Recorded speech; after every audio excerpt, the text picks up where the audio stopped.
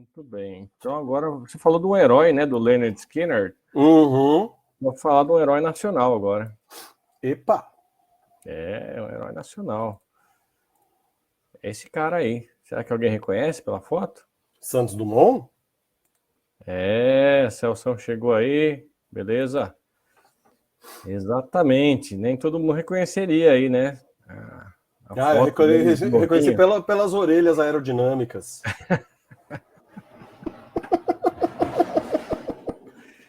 Muito bom.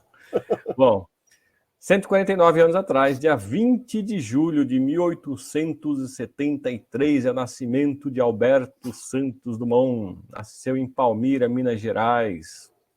Pioneiro na aviação. Ele começou construindo balões dirigíveis com motor a gasolina, né? O motor elétrico era muito pesado, aí ele usava motor a combustão, né? É um breve histórico aí, porque dá para falar muito sobre ele, né? Em 1897, com 24 anos apenas, ele já tinha herdado a fortuna do pai. O pai já era rico, fazendeiro, né, plantava café, e ele herdou essa fortuna, e pegou essa fortuna, investiu em ações e seus projetos, e com 24 anos ele já era financeiramente independente.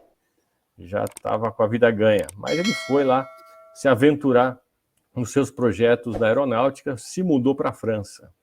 E aí, em 1898, já no ano seguinte, 23 de março, ele já faz o seu primeiro balão. Tá aí à esquerda, o primeiro balão onde voou Santos Dumont, né? Em seguida, mais um tempinho, ele ganha um prêmio. Em 19 de outubro de 1901, né, ele já ganhou o prêmio Deutsch ao vencer um desafio de voar entre o Aeroclube da França e a Torre Eiffel, ida e volta. Deutsch era o nome de um cara, né, do Aeroclube da França que fez um desafio. Quem é que faz uma aeronave? Na época tinha balão só, né, não tinha avião, claro.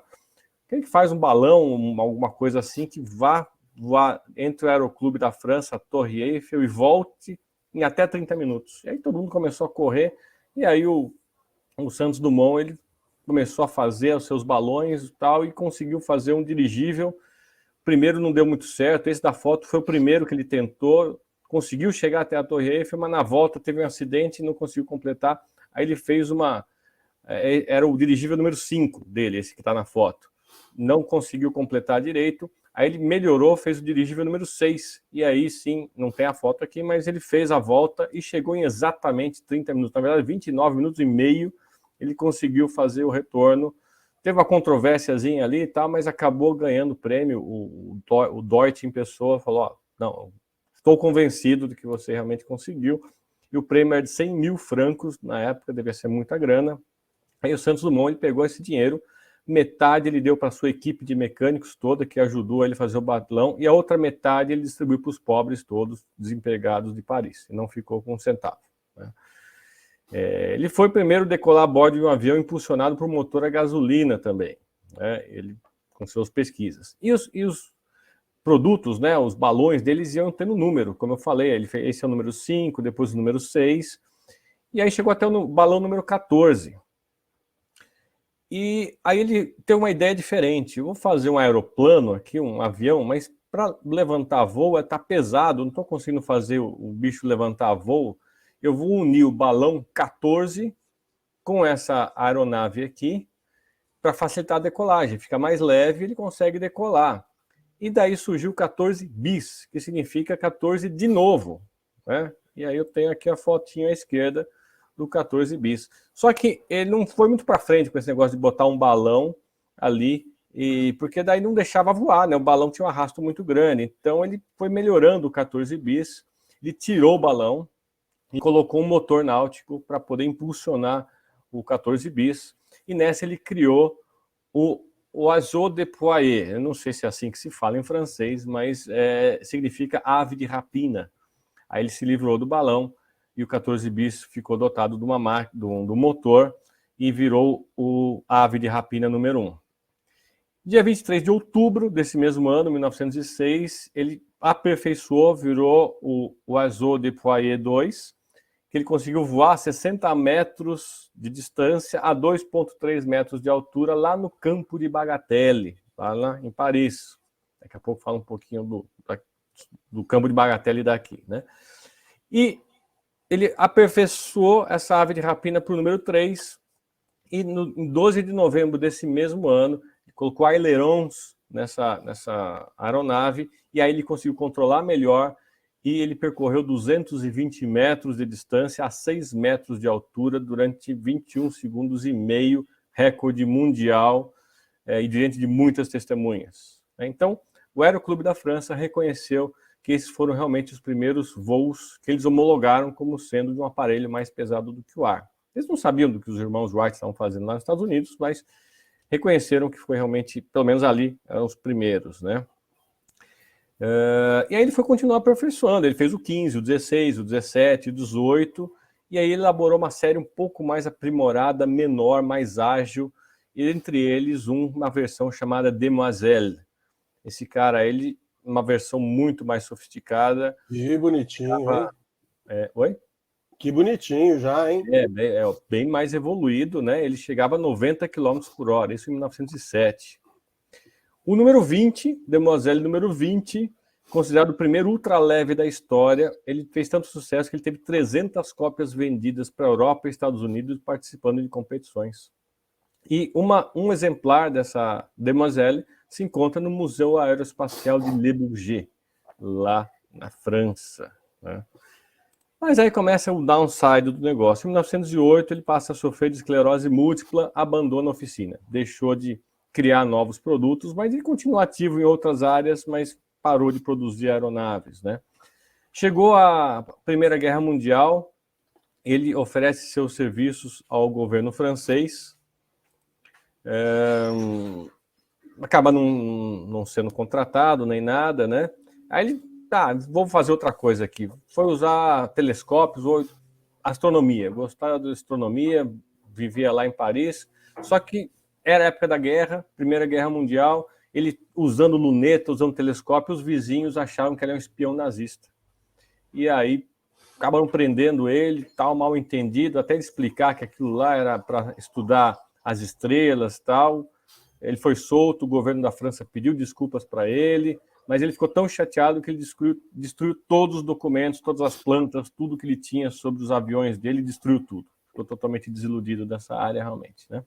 Retornou para o Brasil, e aí ele começou a ver que o avião estava sendo usado nas guerras, e ele começou a pedir para todos os governos usarem pacificamente a aviação e não dedicar à guerra, né?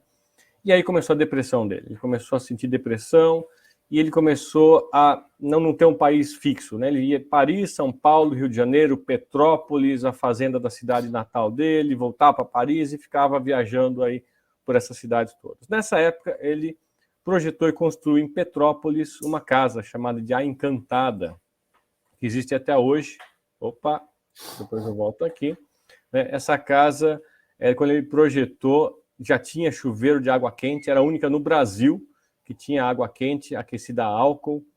Era talvez um pouco supersticioso, a escada externa era projetada de uma maneira que só conseguiria começar a subir nessa escada com o pé direito, não dá para começar com o pé esquerdo e outras coisinhas mais.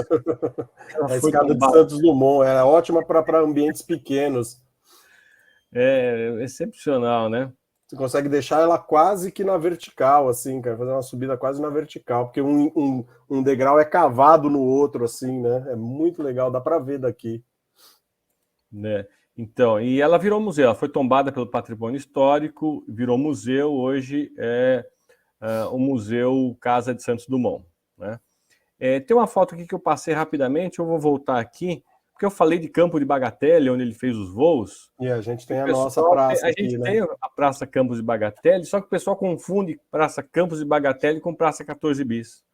A Praça Campos de Bagatelle à esquerda, fica ali perto de Santana, e tem o 14 Bis no meio.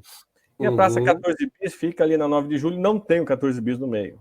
E a pessoa acha que aquela praça que tem o 14 Bis é a Praça 14 Bis. Não é, a Praça Campo de Bagatelle. Só para... Praça 14 Bis é ali do lado da casa de onde morava o Didier e a Isabel, que o Didier acabou de botar uma mensagem aqui que tá ouvindo a gente desde o começo ali com a Isabel, a mãe dele. Bem-vindo, eles moravam ali do lado da Praça 14 Bis, ali no Bexiga. Muito bom, muito bom. Aí eles não confundiam, né? Que essa Praça 14 Bis é aquela lá eles não, né?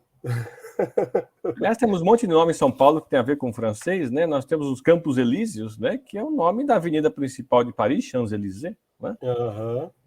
Mas muito bem. Aí ele já está com depressão, retorna ao Brasil em 1931. Em 1932, vai morar definitivamente aí no hotel, Grande Hotel La Plage, no Guarujá. Aí começa, né, assunto que a gente falou recentemente, a Revolução de 32, a Revolução Constitucionalista de 32. E aí ele fica horrorizado, né? Aviões estão sendo utilizados para a guerra. E aí ele escreve ou fala para uma outra pessoa um trecho aqui que eu vou ler aqui. Abre aspas. Meu Deus, não haverá meio de evitar derramamento de sangue de irmãos? Por que fiz eu esta invenção que, em vez de concorrer para o amor entre os homens, se transforma numa arma maldita de guerra? Horrorizam-me estes aeroplanos que estão constantemente pairando sobre Santos. E aí, em 23 de julho de 32, começou, né, a guerra constitucionalista efetivamente, aviões atacam o Campo de Marte, outro nome derivado lá de Paris, né, atacam o Campo de Marte aqui em São Paulo, com aviões passando por cima do Guarujá. Nessa mesmo dia, aproveitando a ausência do sobrinho que morava com ele, se suicida com a sua própria gravata aos 59 anos de idade. E aí, morreu Santos Dumont. Caramba. Um cara genial. Temos aí fotos de homenagens, né? À esquerda, um monolito no local do voo, na Praça Campos de Bagatelle, lá em Paris, né? O local onde ele fez esse primeiro voo, está lá. No meio, nós temos um outro monumento a Santos Dumont, só que em Saint-Cloud, ou Saint-Cloud, também outro local onde ele fez algum voo ali, e esse em cima dessa lápide, não é uma lápide, né? Nesse monumento, nessa pedra, é Ícaro, né? Da mitologia greco-romana, que, né, o pai dele colocou asas de cera para ele voar, para chegar perto lá do sol, e acabou caindo em terra porque a cera derreteu. Cera derreteu, né? Mas, bom. Inclusive, Santos Dumont, depois, essa homenagem foi na época mesmo, não foi recente, né? Foi na época, Santos Dumont estava vivo, e ele gostou tanto dessa imagem que ele mandou replicar essa estátua num túmulo que ele mandou fazer para a família dele e onde ele seria enterrado também, né? Essa imagem de Ícaro.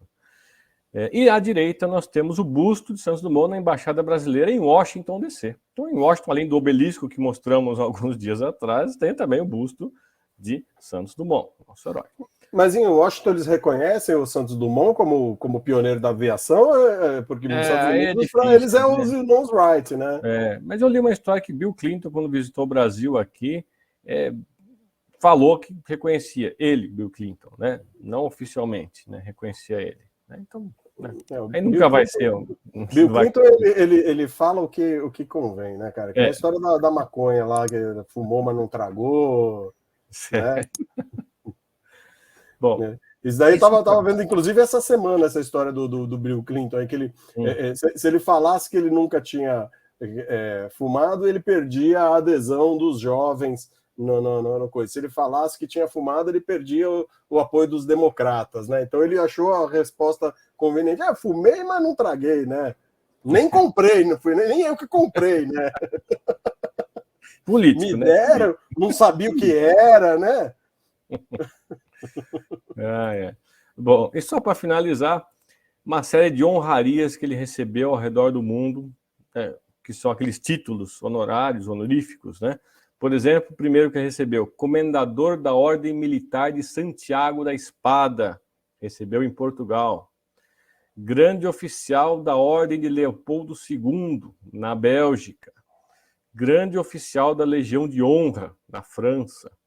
Membro da Academia Brasileira de Letras. Em 1976, a União Em 1976, a União Astronômica Internacional colocou o nome dele, Santos Dumont, em uma cratera lunar. O único brasileiro que tem um nome seu lá na Lua, né? ele é considerado patrono da aeronáutica brasileira. Mais recentemente, póstumamente, recebeu no Brasil o título de grau de Grão-Cruz da Ordem de Rio Branco. Isso bem recentemente. Em 2006, ele foi incluído no livro de aço dos heróis nacionais, no Panteão da Pátria, que fica em Brasília, garantindo seu status oficial de herói nacional. Muito bem. Cara, você viu que o Didier complementou aí a história da Praça 14 Bis ali, hein, cara? Ficava lá, olha, boa complementada. Então, por isso que chamava, né, Praça 14 Bis, né? Depois é que foi para lá, para o Campo de Marte, ali no Campo de Bagatelle, que fica do lado do Campo de Marte. Muito bom. E o pessoal hoje ainda confunde, né? É para confundir mesmo, né? Porque a Praça 14 Bis não tem a 14 Bis, mas tudo bem. Pois é, acho que mas já veio o nome por causa disso, que tinha o 14 Bis ali, né? Pois é, muito bem. Pois é.